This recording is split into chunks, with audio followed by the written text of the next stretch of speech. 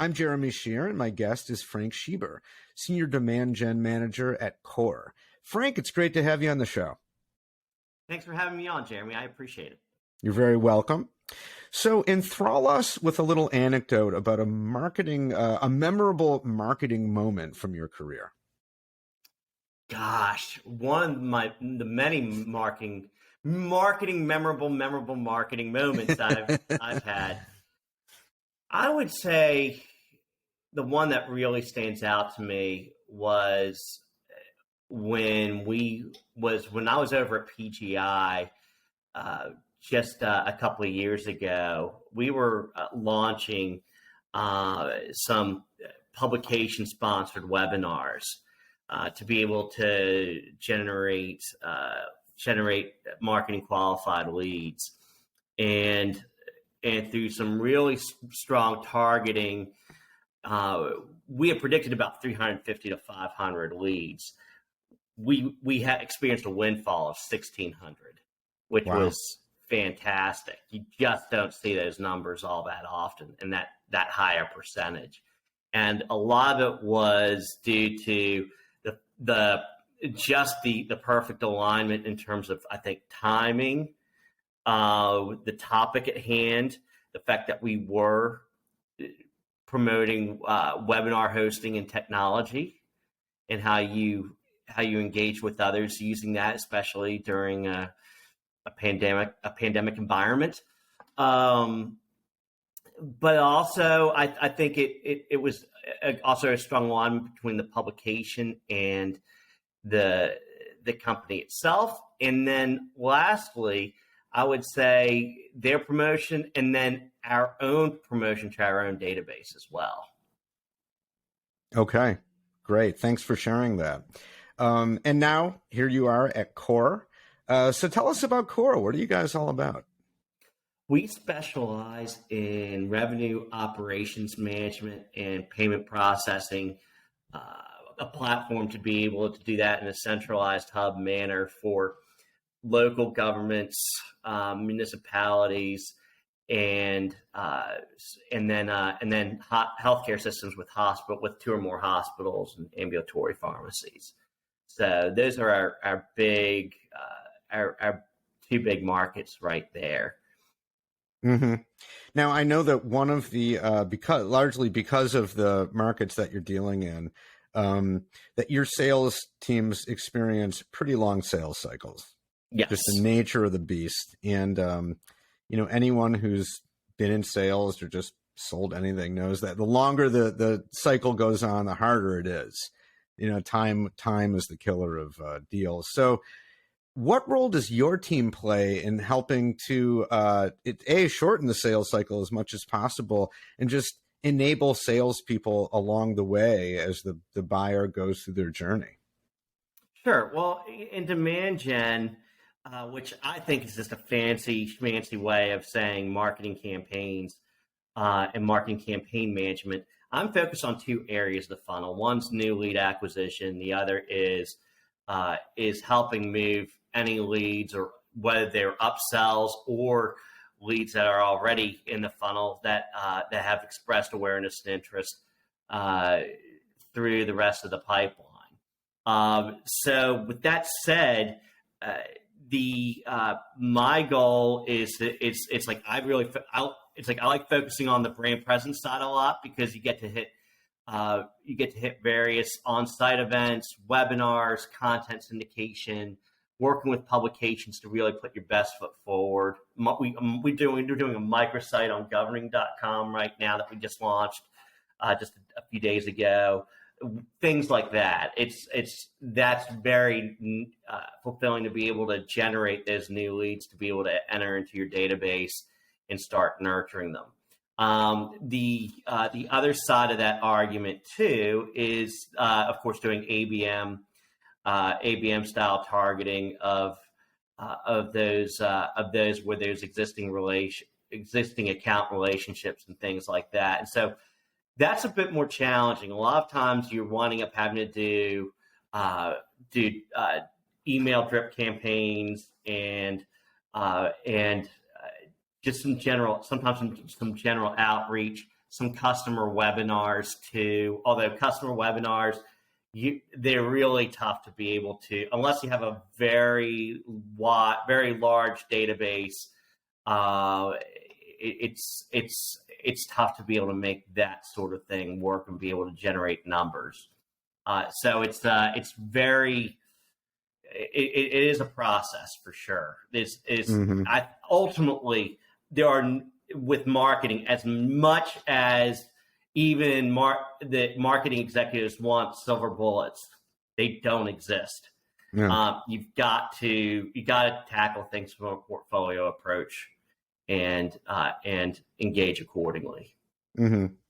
I mean, sort of undergirding all this, of course, is a relationship that demand gen or marketing has with sales, right? Just the communication. To what degree in your role is that important? And like, what it's do extremely important. And like, how do you facilitate that relationship? Yeah, it's extremely important. I'm engaging with sales every day.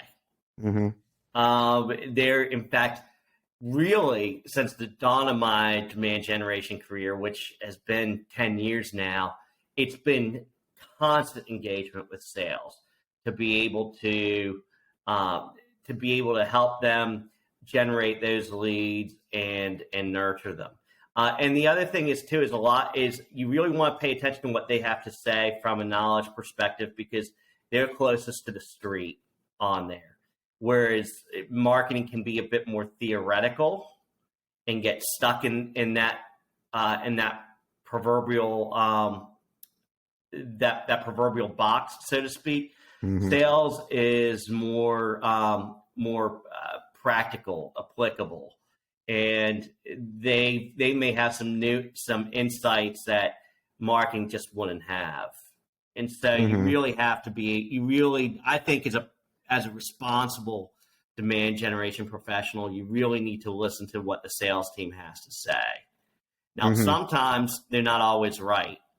And when they're not right, you do have to be able, as a responsible marketing professional, be able to say, hey, this is why we're doing such and such. But it's important to be able to have that conversation. And that also means treating the sales team with respect and doing whatever you can to be able to help them out. There are going to be some lone wolves.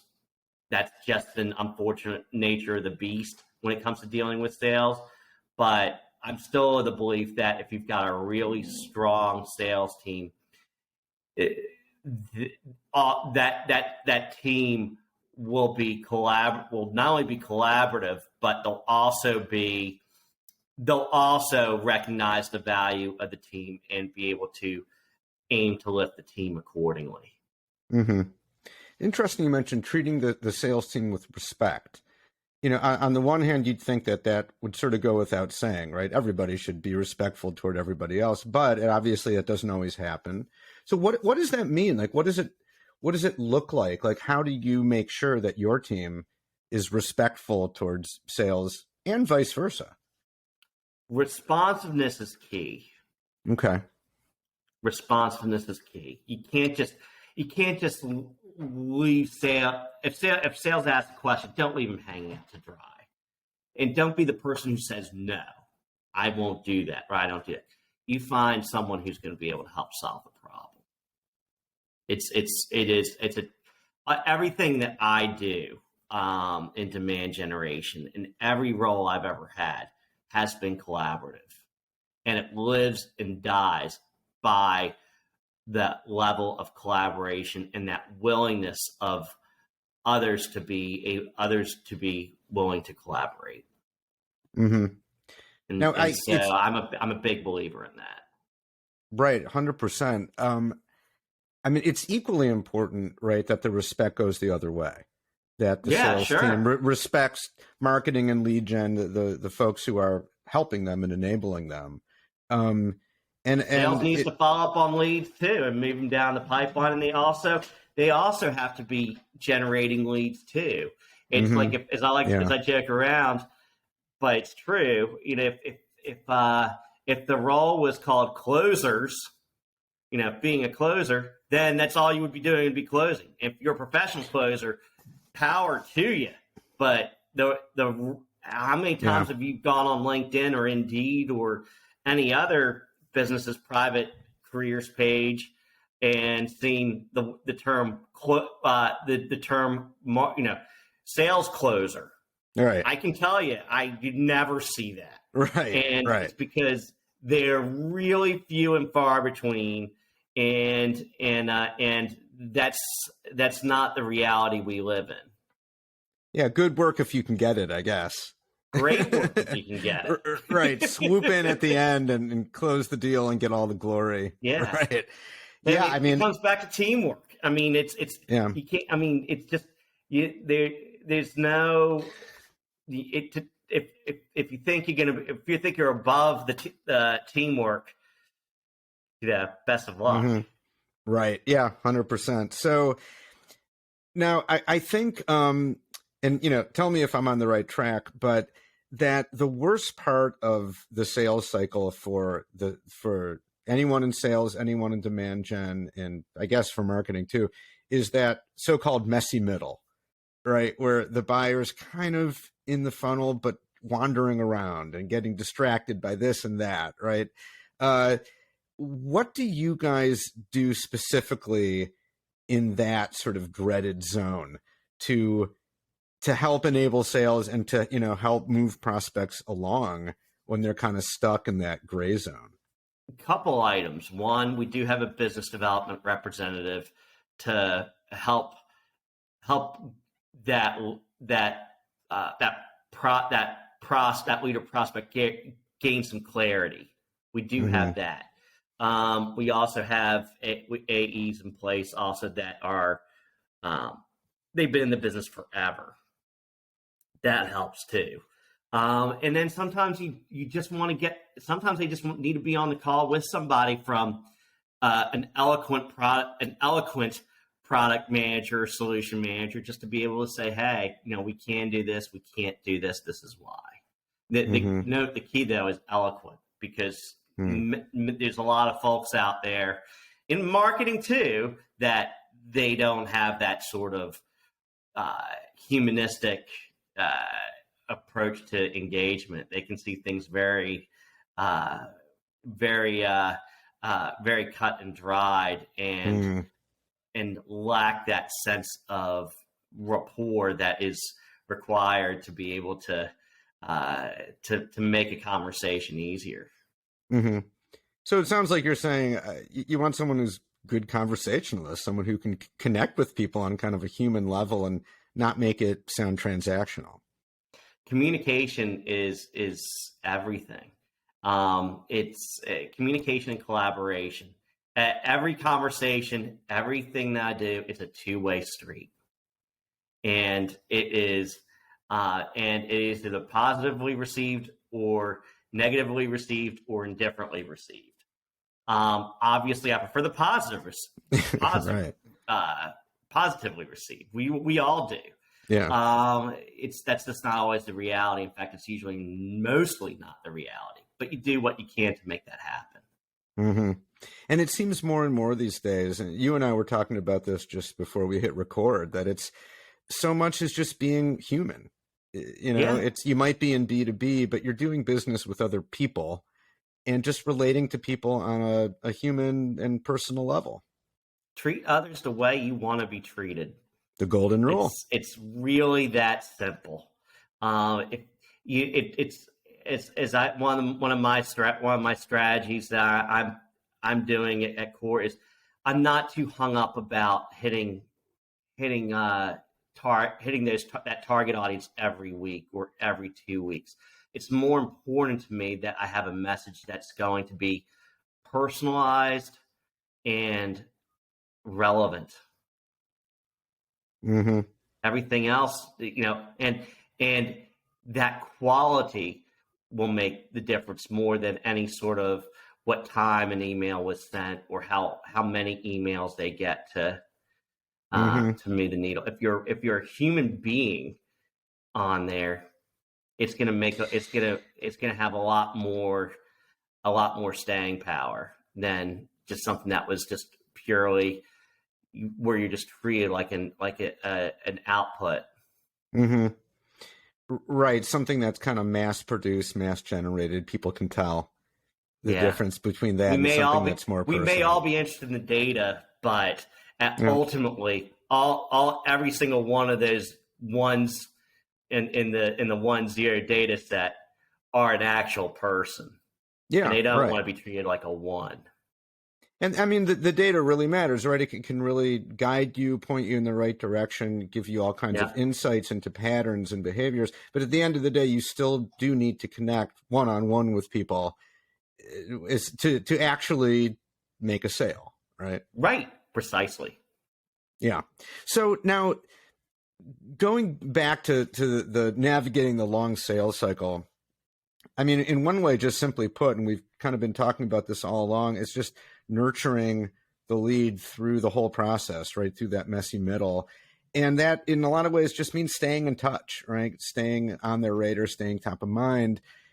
But I think there's a tension there between staying on the radar and overdoing it, being too pushy. Like, where do you draw that line? How do you handle the balance between being present and without actually becoming annoying to the point where people are just like, I don't want to hear from you anymore?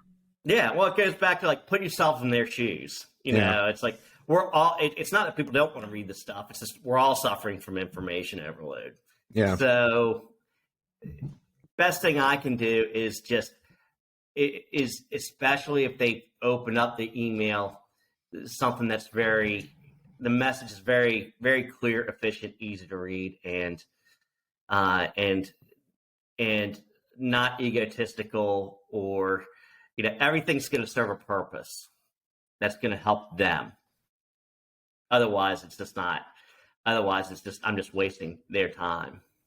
Mm-hmm. So every touch, every message has to be about them, not you. Has Yeah, to add value in a way that's actually relevant to the person you're reaching out to. yeah. And Very simply put. mm-hmm. Very simply put. And at a cadence that's often enough without overwhelming their inbox to the Yeah, point where they're just like, I'm done with this person. it should feel natural. Yeah. Easier said than done, for sure. Way easier said than done. but not impossible either, right? Right. With the right Precisely. strategy, right planning and so on. So Yep. Know your audience. no, it all comes back to that, right? Know your audience and treat them as human beings. All right. Awesome. Well, you guys have a lot of cool stuff going on. Thank you very much for your time and for a great conversation. Really enjoyed it. Absolutely. Thank you, Jeremy. The pleasure was all mine. Hopefully yours too. Definitely. Thanks a lot.